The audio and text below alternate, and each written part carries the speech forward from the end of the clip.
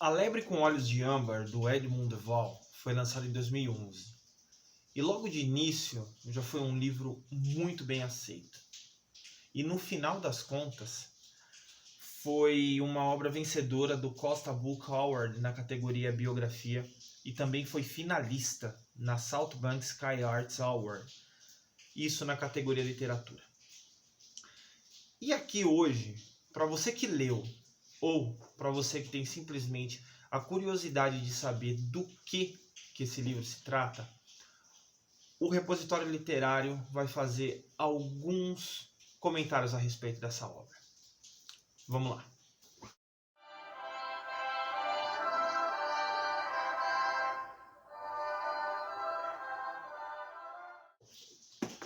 De início, como não poderia ser diferente, a gente precisa falar um pouco da capa, que, na minha modesta visão, é um tema muito bem escolhido. E que na primeira vez que eu vi, não fazia ideia do que se tratava o livro, e eu vi essa pequena estátua dessa lebre com o título, A Lebre com Olhos de Âmbar, eu logo imaginei que fosse um livro de suspense, ou quem sabe até um livro de terror. Na ocasião, eu não peguei para ler, mas também nunca deixei de lado a curiosidade. Até que um dia, vi num preço bacana num sebo e resolvi adquirir. E é um livro que me surpreendeu um pouco, porque logo nas primeiras páginas, na realidade, na orelha da capa, você já percebe que é uma biografia. E era algo que fugia totalmente às minhas pretensões de leitura na ocasião. Mas foi bem. Comecei a ler, finalizei, e eu gostaria de colocar aqui alguns comentários a respeito desse livro.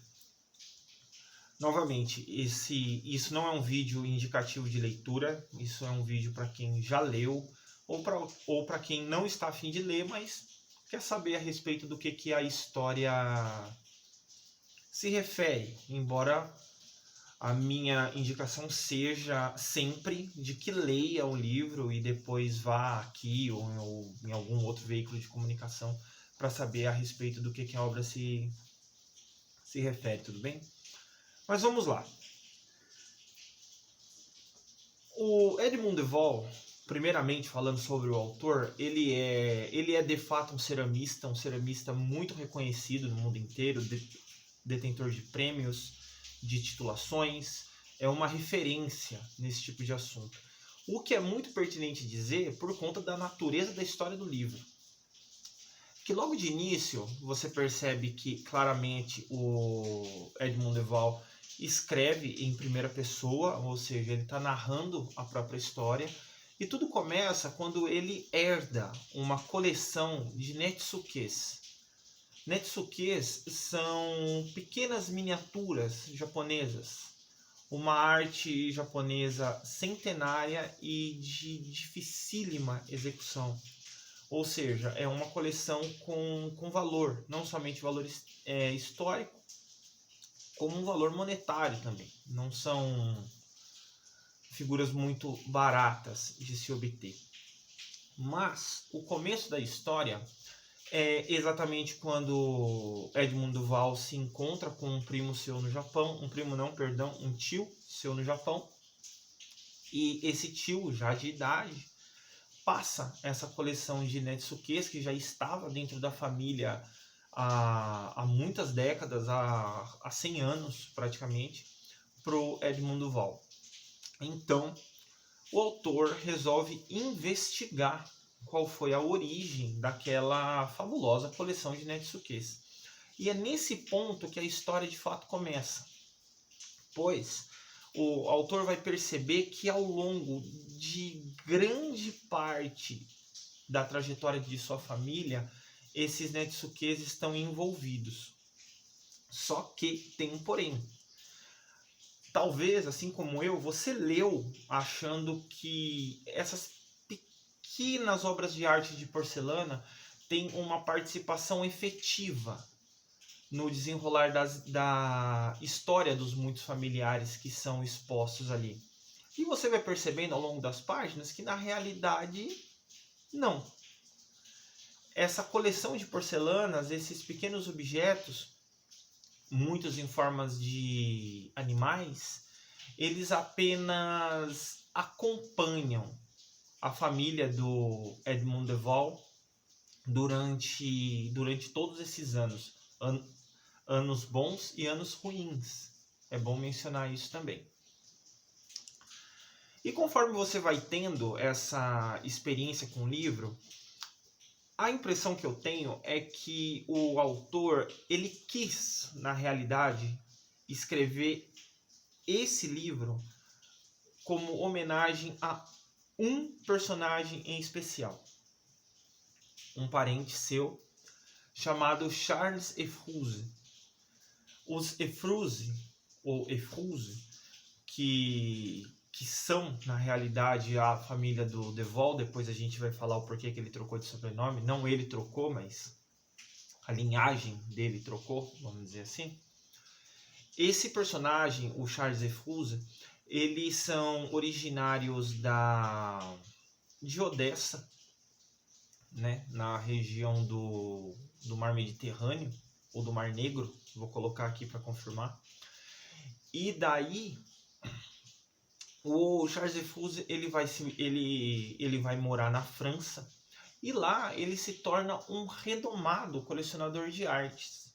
Não apenas um colecionador de artes, mas um amigo dos grandes pintores da época, como Renoir, por exemplo, que não somente é amigo do Charles Ephruse, como o recebe na sua casa. E não bastando isso, ele também o homenageia em uma obra, em um quadro. Sim, eu fiquei surpreso também quando eu li, mas a participação desse personagem, do Charles Ephruse, na história é tão grande que você vai perceber que o Renoir coloca a figura dele, uma figura onde claramente somente os conhecedores e o próprio livro vai te indicar, num livro chamado O Almoço dos Marinheiros. Algo assim fantástico. E daí, com o passar do tempo, dentro da sua coleção de artes, o Charles Ephruse, ele começa a se interessar pela arte japonesa. E daí ele começa a tomar posse desses netsukes, até ter uma coleção bastante considerável, né? E daí é bom dizer que o livro ele vai ter alguns acontecimentos pontuais que vão determinar o rumo de toda a história.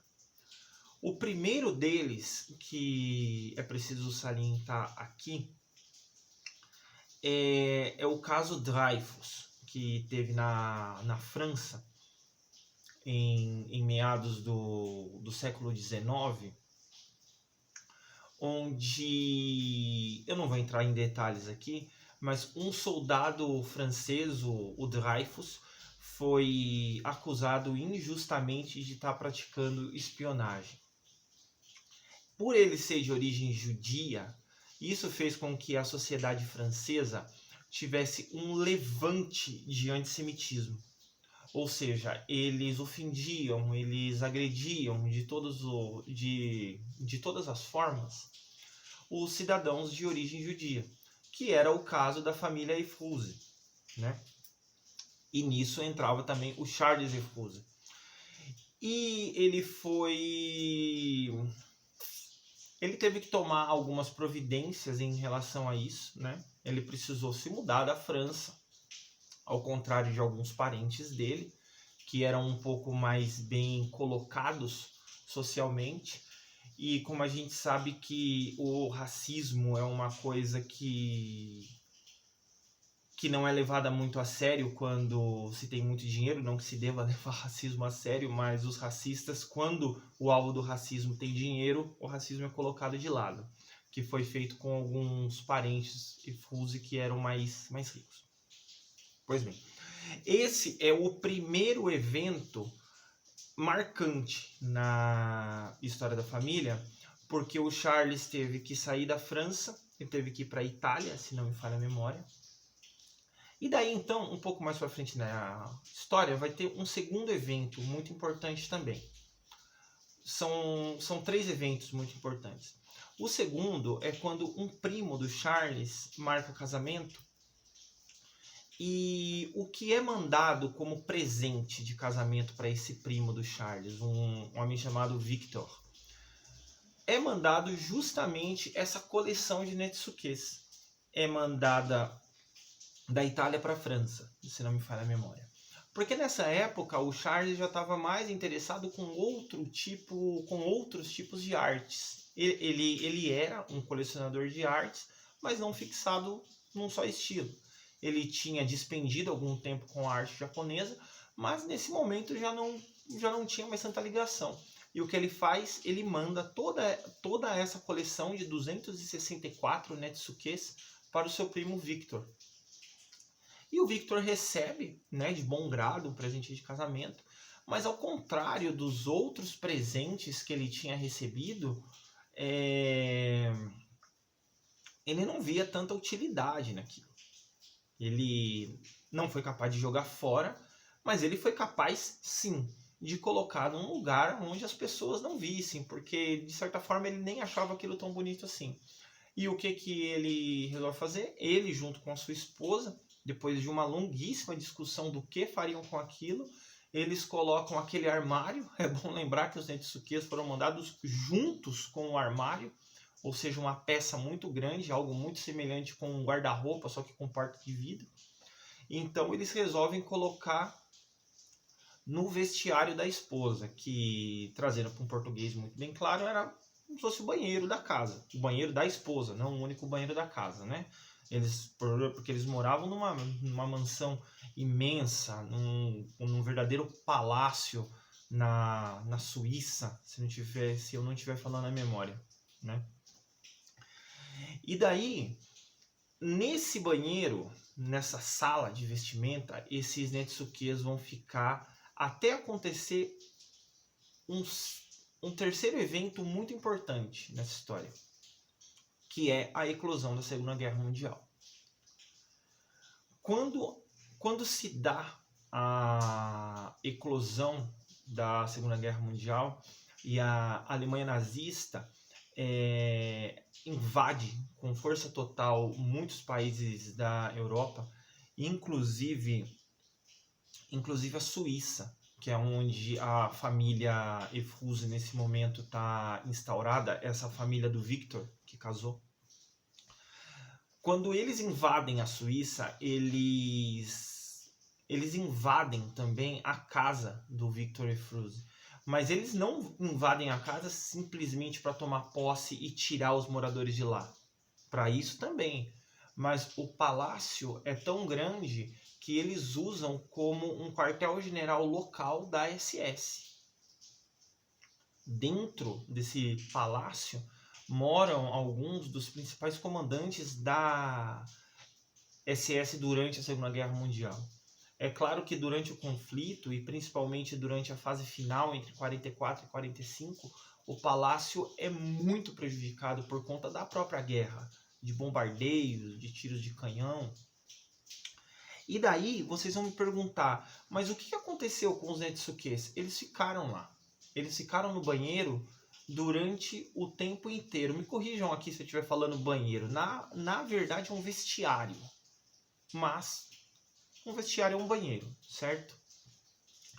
E daí qual foi o golpe de sorte da família Efuse, que eles só descobriram muitos anos depois?